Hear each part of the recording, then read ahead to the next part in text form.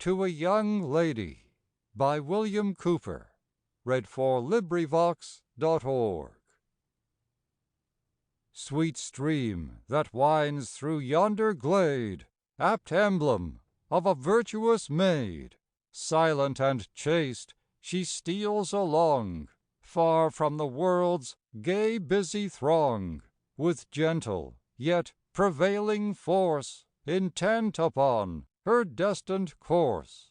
Graceful and useful all she does, blessing and blessed where'er she goes, pure bosomed as that watery glass, and heaven reflected in her face. End of poem.